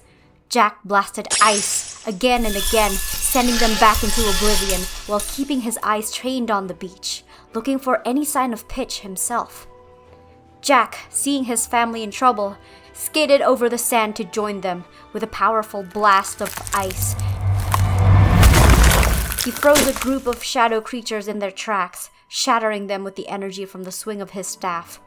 The Guardians banter with each other, and we, as the audience, learn that they've been fighting non-stop for 30 days, with Pitch's fearlings attacking their routes, stations, and strongholds. But Pitch has yet to be found, concerning the Guardians deeply. At every turn they are found, and every opportunity to rebuild has been foiled by Pitch's armies. They can't keep going like this. Just as they think the battle is won, there's an ominous silence and fog. In the distance, something massive approaches. The Guardians realize it's Pitch, somehow having obtained unimaginable power, transforming himself into the King of Terror. Everything he touched shriveled and wilted, plants, animals, even humans, leaving a trail of death and decay in his wake. The wind grew stale, water turned gray and putrid, and the very ground itself split and shattered beneath him. The Guardians are forced to retreat. With North Snow Globe, the Guardians retreat to their base camp in Bunny's extensive tunnel network. The camp was a mix of Yetis, elves, egg automatons, and mini-fairies. Each of the Guardians had established a makeshift hideout there, but are unable to continue their duties as it attracts the attention of fearlings somehow. It has been 10 years since Jack became a Guardian, and 10 years since Pitch Black was last seen. They have been preparing for his return ever since, but they never could have anticipated what would happen when he finally reared his head again. We see a flashback. Jack narrates the story of how the first attack happened. Everything had been peaceful since he became a Guardian. Until one day, a surge of dark energy appeared an equidistance away from where all the Guardians' hideouts were located, then rapidly began to spread as mini-fairies went missing. Dream sand was cut, and egg automatons disappeared. This drew the attention of the Guardians, prompting each to investigate. More attacks kept spiderwebbing in the area, and the Guardians were away from their hideouts for weeks. And they realized too late that they could no longer return. Each base had been sealed by a geyser of black sand, shooting continuously from underground, creating wave after wave of fearlings. No matter how high you flew or how deep you dug underground, the stream was never ending. North's snow globes could no longer visualize them either. Displaced from their hideouts, the Guardians have created a base camp to plan their next moves and provide refuge for their helpers. And here, they discuss what they had just seen. Pitch has twisted himself beyond recognition, and they fear what he would be capable of in that state. This is the most powerful he has ever been, but how? Just when we thought the worst he could do was corrupt our centers. Or even worse, what if he used our centers to become whatever it is we saw? The possibility terrifies the other Guardians into silence. And to think, you all made fun of me for not putting down roots anywhere. His clever remark goes devastatingly unappreciated. After a long discussion on their next steps, the Guardians retired for the day to try and regain their strength. But they awakened to the sound of panic.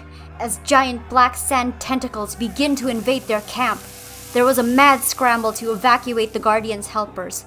Anything the tentacle touched became a fearling. Their base camp was destroyed with a single swipe of a massive tentacle. What are we going to do now? We have nowhere else to go. No, there is one place. Somewhere even spirits cannot go. From one of his many pockets, North took out a silver coin depicting an hourglass. Toothiana gasped. Bunny and Sandy stared, gaping. Jack looked around in confusion, waiting for an explanation, but the other guardians were fixated on the tiny object in North's grasp, eyes gleaming. North nodded to Jack and declared, It is time. The guardians led their remaining helpers through the tunnels on foot, fearing that North's snow globe was what led Pitch to them in the first place, until they reached a magnificent door deep in a crystal cave underground. The door was adorned with an intricate clock design. North slotted the coin inside the keyhole, and as the clock hands began to rotate, the doors creaked open. They arrived in Santov Clausen, a village outside the flow of time itself. North explained that time did not behave the same way in this village as it did in their Earth. Past, present, and future exist simultaneously, and its inhabitants were free from the shackles of it, able to interpret at will each moment in the massive threads of time. It was beautiful there, with the sound of ever-flowing sand and the ticking of a clock.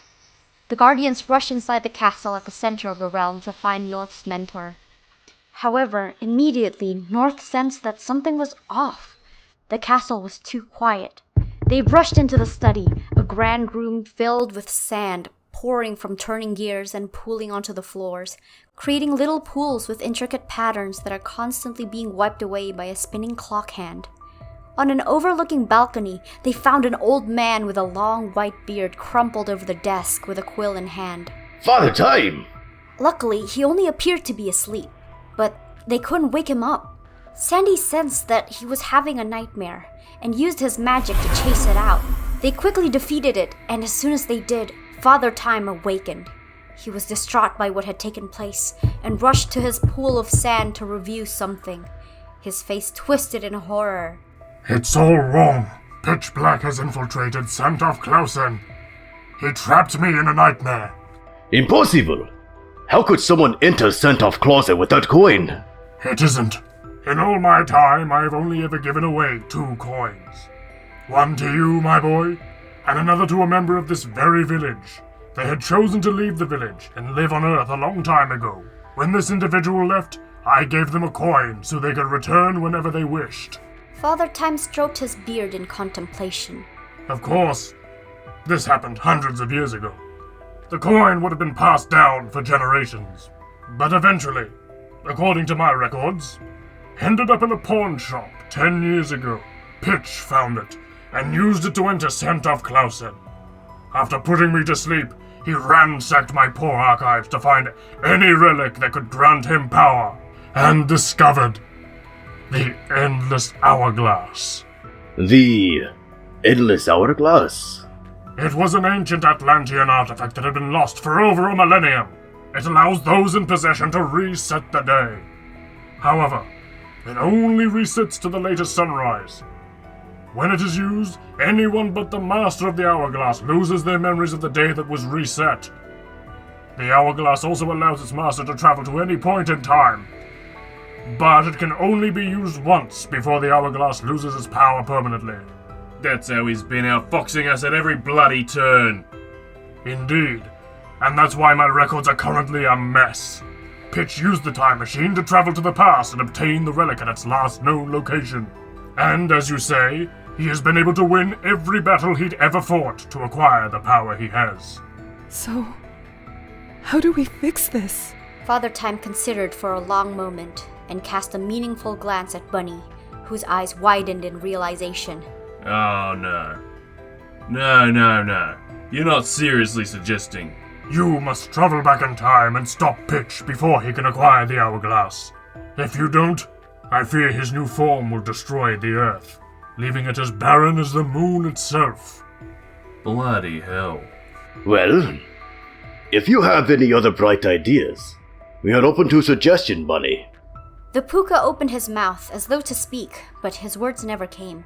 Father Time took that as permission to continue. Unfortunately, the journey would be a one-way trip, as only I can go back and forth in the time machine, which would mean that the traveler would need to find another way to return to his current time, including simply waiting. Could we possibly ask someone for such a sacrifice? Wondered Toothiana, giving voice to the horror they all felt.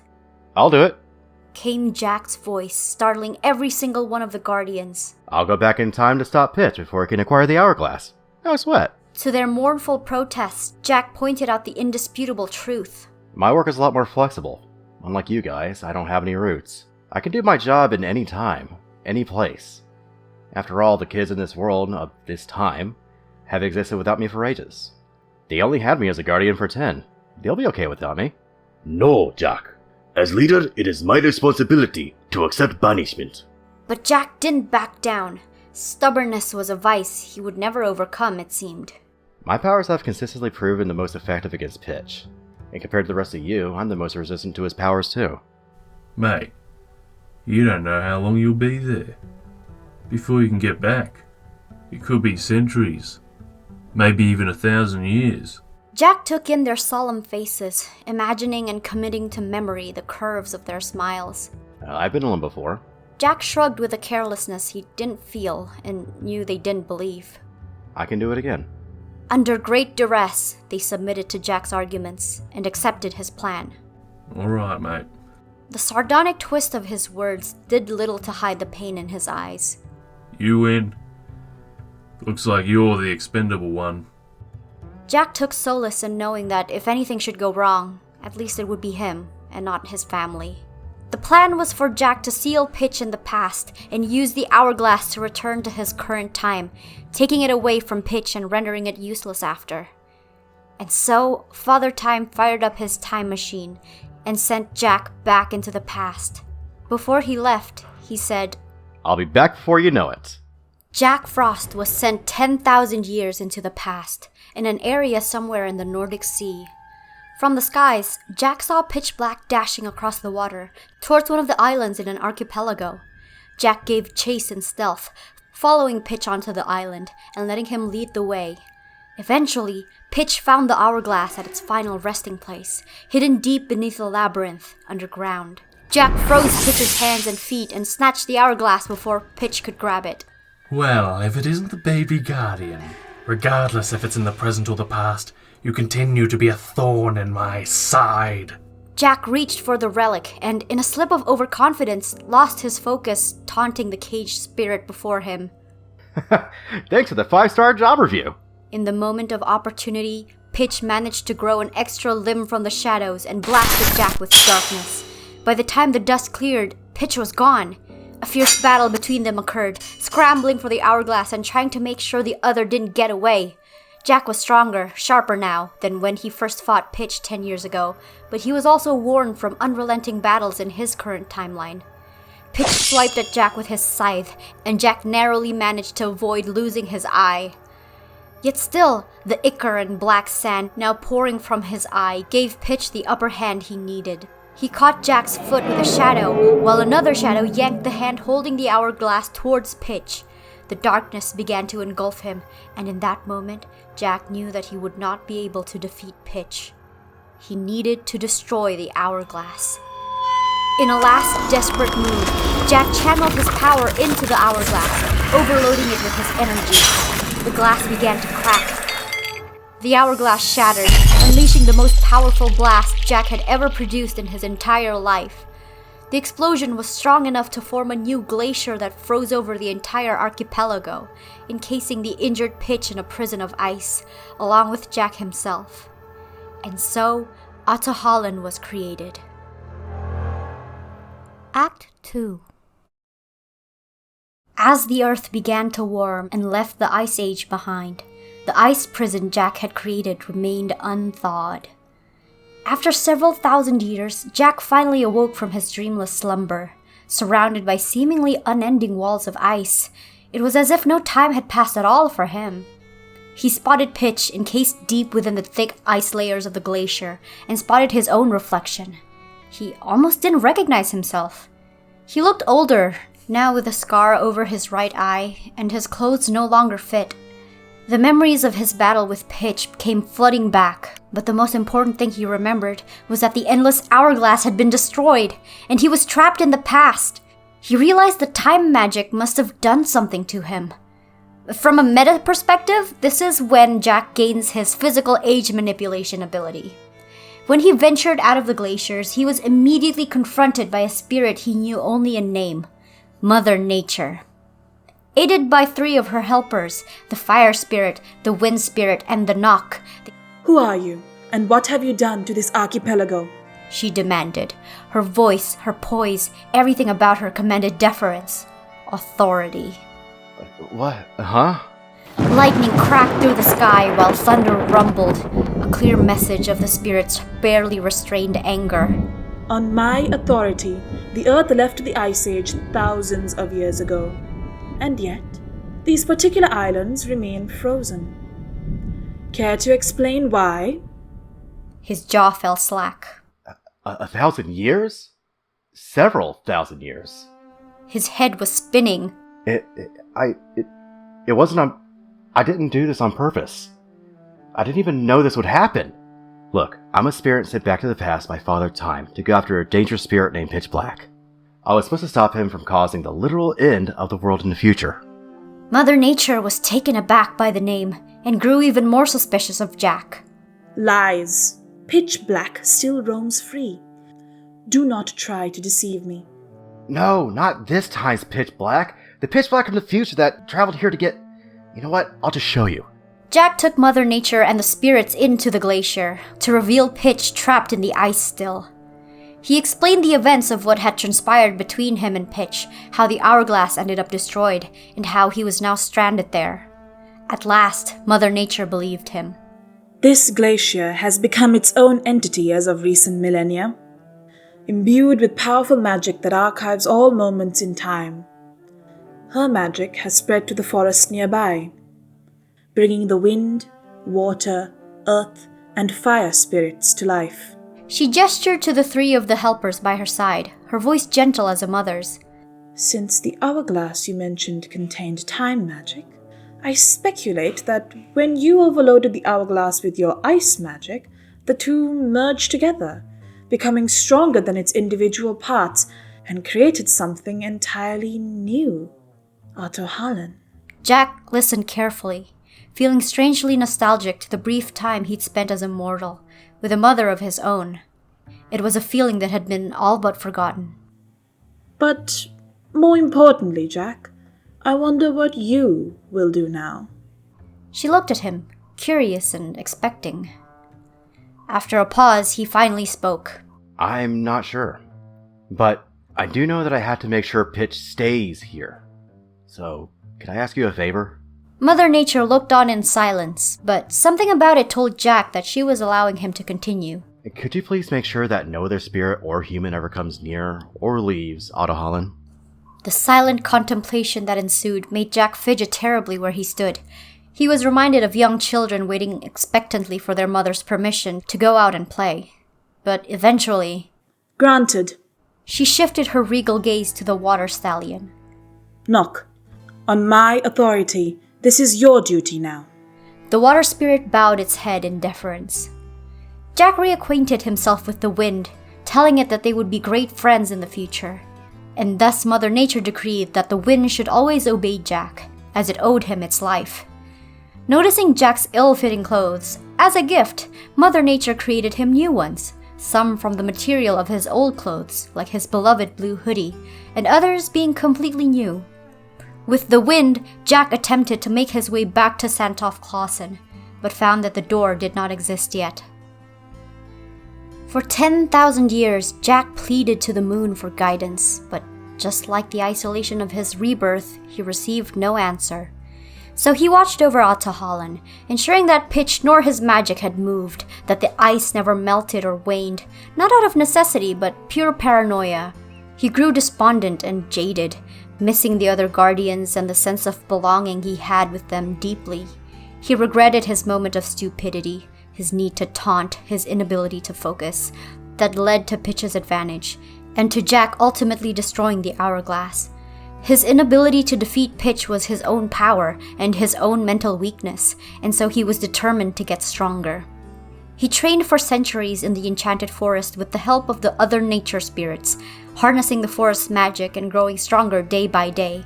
He threw himself into his training to distract himself from his grief and regret, and spent his time getting faster, stronger, more agile and precise. And soon he found it was not just his power that grew. He grew too. mentally, emotionally, and physically. Jack now also had the ability to change his staff's form, which I explained before in the design component, into various weapons.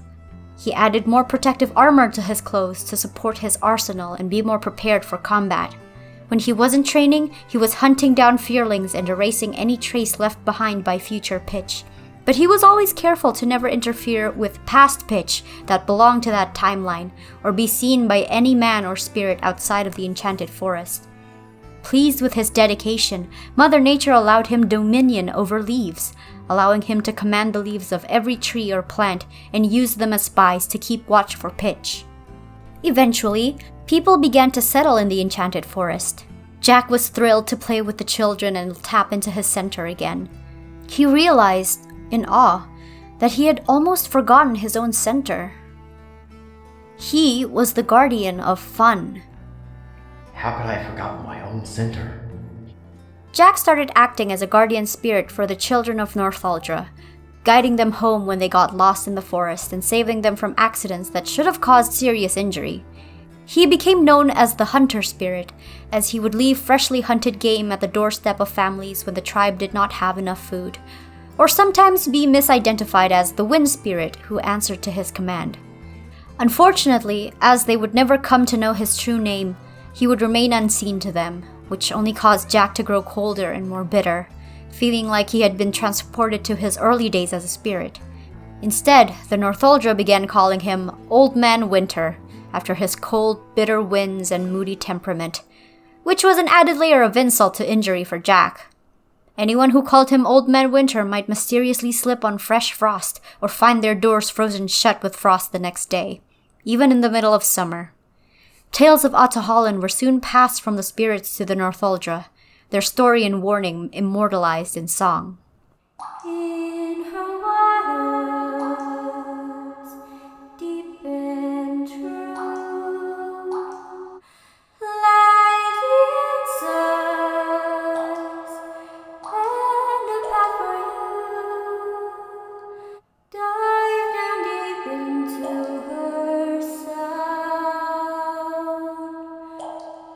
but not too far, or you'll be drowned.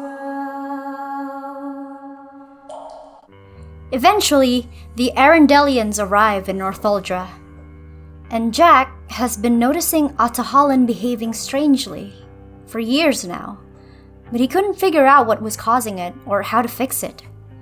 Pitch was still sealed, and all trace of him beyond the glacier had been erased, but Ahtohallan has begun singing with a young girl's voice, a voice that sounded eerily similar to Mother Nature's.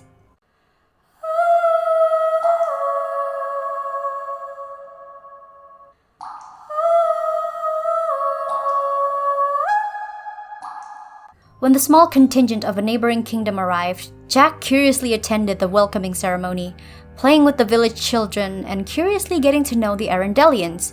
But who should he find skulking in King Runart's shadow other than Pitch Black himself? His past self, luckily, but what was he doing here?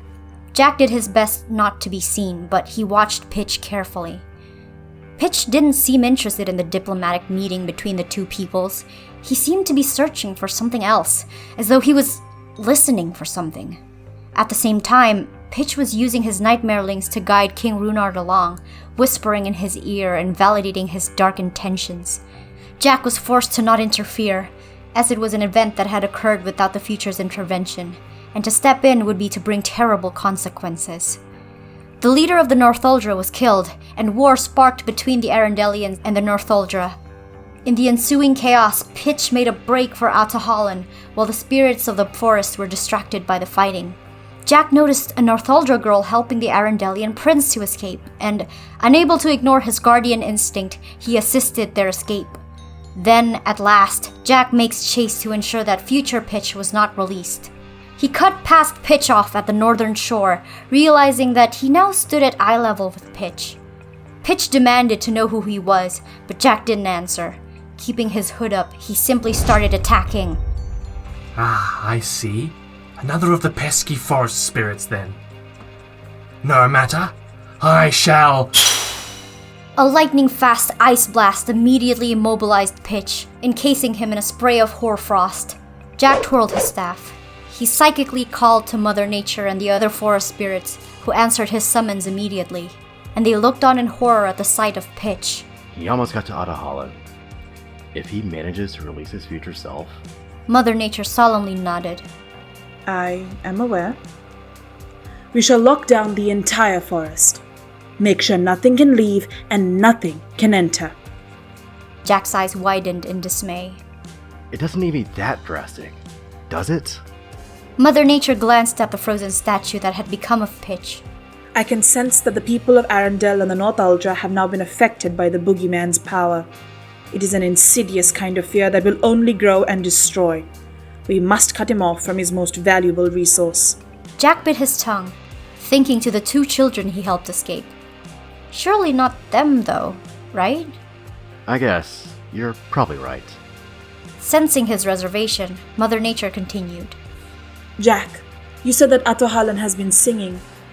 With my voice? Jack nodded. Then I fear he will always try to reach Ahtohallan, to find his daughter. His daughter? You? If Ahtohallan can lure Pitch to her, then surely there will be others.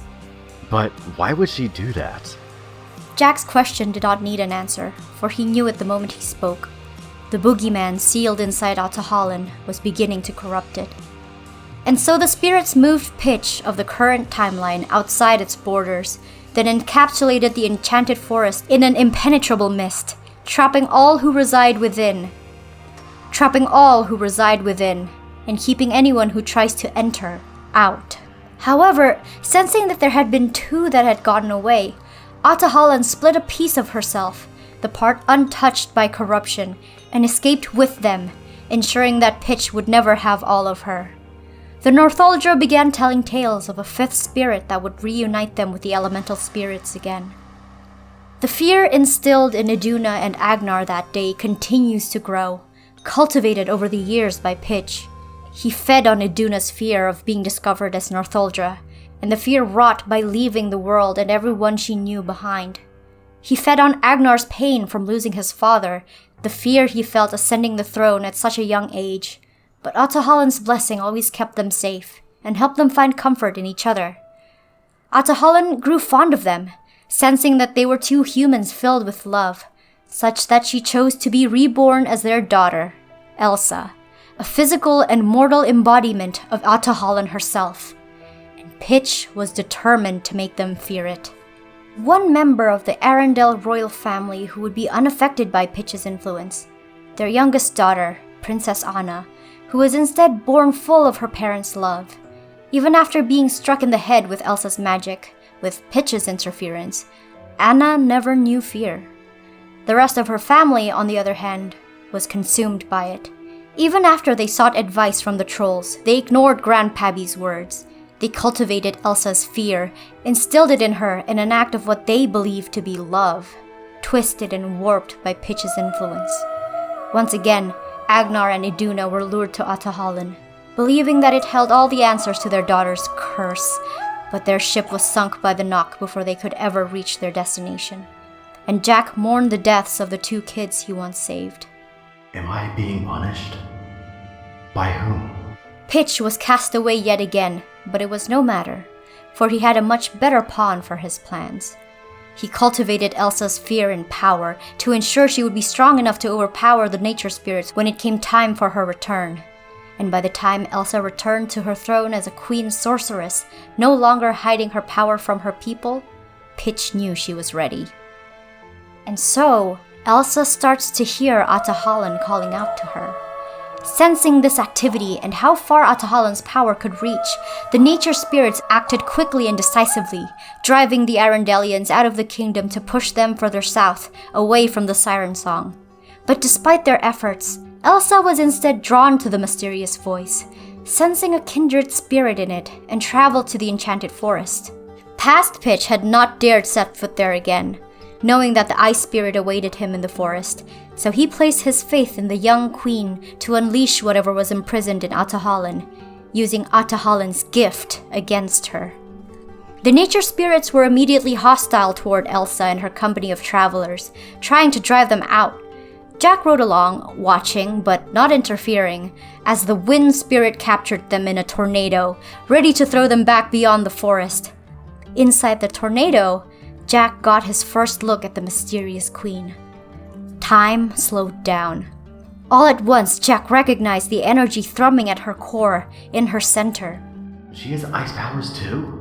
While Jack was gaping, awestruck, Gale also sensed Elsa's power and immediately isolated her from the others, releasing Anna, Kristoff, Sven, and Olaf, and repelling even Jack himself, determined to cast her out especially, sensing, even without understanding, that her very existence was a danger to the barriers that separated the ancient prison from the rest of the world. Jack shouted at Gale to stop, but this time it did not obey him. Jack watched as the queen called forth magnificent swirls of ice, calming the wind spirit and miraculously taking control of Gale's currents. She had managed to overpower it all on her own, exhibiting not only ice powers, but Ahtohallan's memory archival powers. Everyone was stunned, including the wind spirit itself. Her power was immense. Who is she? But another mystery caught his attention. She had created a sculpture of two kids Jack recognized, the Arendellian prince and Northuldran girl he helped escape decades ago. He realized that they went on to rule Arendelle and become parents to the two women before him now. And while the wind was weary, Jack was enthralled. This was the first time in his entire existence that he had met someone like him. How? Neither Agnar nor Iduna had been blessed with magical gifts. Where does this power come from? While the wind retreated to report to Mother Nature, Jack remained with the queen and her sister, as well as Kristoff and the curiously sentient snowman named Olaf. Jack was desperate to learn more about all of them, but Elsa and her mysterious ice magic in particular. Though the two sisters seemed close, Jack noticed a distance between them, some unspoken history that Anna was desperate to resolve. Elsa frustrated Jack as much as she charmed him. Despite having a family who loved and cared for her deeply, despite having her power, both in her gift and in her political position, Elsa chose to keep secrets. She faced her fears alone and pushed her loved ones away. She lied to them about her feelings and kept things inside, even after all that she had gone through to learn otherwise. At least, if the strange snowman's retelling had been an accurate depiction of the events that had brought her here. Why would Elsa choose to separate herself from her family? Jack ignored the churning in his gut whenever the question surfaced in his mind. This smells like Pitch's influence. Jack's eyes narrowed, watching her. He could tell that Elsa's fear ran deep, perhaps of who or what she was, and of bringing harm to her little family, to her kingdom. This was clearly a situation he needed to monitor closely. And if he was also interested in learning more about her for other reasons, he didn't have time for that, he reasoned to himself. Come on, Frost. He muttered to himself, perched on his tree branch. You have a job to do. That night, Ahtohallan began singing again, with a different voice this time, and Jack realized that it clearly seemed to be calling to Elsa. Jack had a gut feeling that something deeper and more sinister was at play. Mother Nature, in the meanwhile, was less charitable. Being the mistrustful spirit that she was, she wanted to push Elsa out as soon as possible and leave Ahtohallan completely undisturbed. Her belief was that Elsa's power could only be a result of Pitch's doing, a tool in his dastardly plan, and the lure of the siren song tailored especially for her was all the more evidence for it. Maintained her orders for the elemental spirits to cast her out. This time, it was the fire spirit who took charge. Jack still didn't interfere. He knew better than to mess with the threads of time, and, not to mention, he feared Mother Nature's wrath. But beyond those practical and responsible things, a tiny voice at the back of Jack's mind allowed that, at least partly, there was a more indulgent reason, wanting to see what Elsa was capable of. The more Jack watched Elsa, the more his admiration grew, the deeper his yearning to find community again, to get to know her. And yet, it would never work. She was human and couldn't even see him, and he was probably trapped in the space and time forevermore. Unable to die, unable to return to his time, bound to pitch black of all things. And so Jack found himself watching Elsa sing the Northuldran lullaby with one of the women from the tribe. He listened to the familiar stories of the great Ahtohallan and the fifth spirit, and listened to the queen share more of her thoughts. Jack learned that the sisters were trying to uncover their past, and he felt empathy for them, knowing deeply how it felt to want to uncover a missing past, to discover the fate of one's family. And so the next day, he guided the sisters to their parents' shipwreck, having visited there quite often himself. As Elsa used her memory powers yet again, something clicked in Jack's head. Perhaps it was the selfish, lonely part of him clawing to be acknowledged, but he wonders if Elsa was destined to find the fifth spirit. Perhaps she would be the key to undoing Ahtohallan's corruption somehow. Perhaps Ahtohallan was calling out to her for help. Or perhaps they were playing straight into Pitch's hands.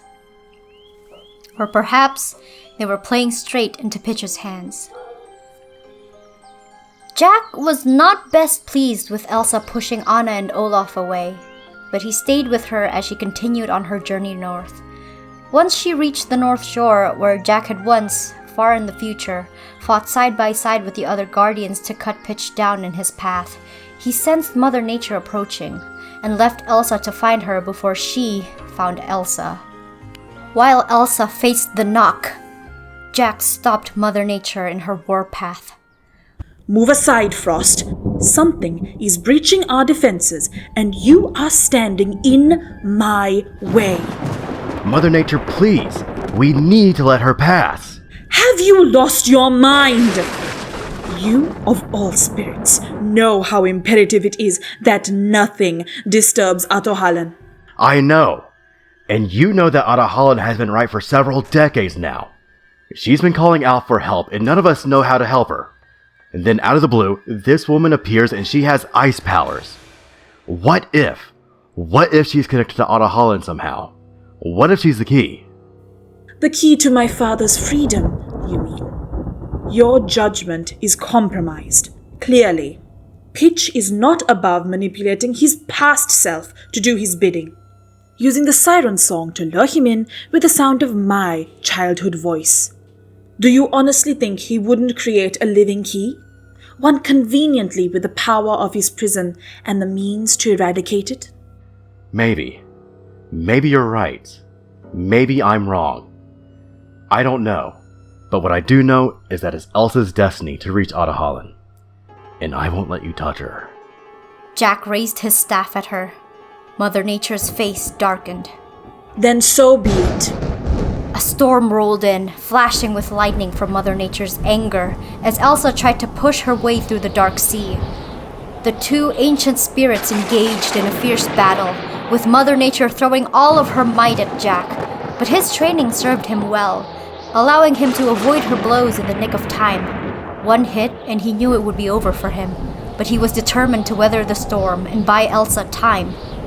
Jack managed to force Mother Nature into a stalemate, refusing to stand down or yield. She eventually gave in. Fine. But I hope you're willing to bear the consequences of whatever happens when two pitch blacks roam the earth. Whatever happens next, we'll find a way to deal with it. I swear. Jack bowed respectfully, princely, to Mother Nature, and took off after the queen. The storm clouds had cleared, and the moon was watching Elsa. Who are you? What are you? How did you get here? Please feel free to make fanfictions of my rewrite ideas. I would be very, very keen to read them, and there's always room for more Jelsa content. Also, if you want to make something similar for your special interest, using the link in my description and start your next creative project. Anyway, that's it for me. Let me know if you're interested in more videos like this and what topics you'd want me to research and talk about. Thank you so much for hanging out in my channel for a while. I hope your skin didn't get too pruny. Big shout out to my lovely pond dwellers on Patreon. If you want to become a pond dweller and get early access to my content, join my Patreon. If you want to see more from me, then please follow me on all my social media. If you want to submit fan art or chat with me, join my Discord server. And if you want to see more of my stories, check out my Wild Words series here on YouTube because that will make me really happy. All the links are in my description and I will see you all in the next video. Goodbye!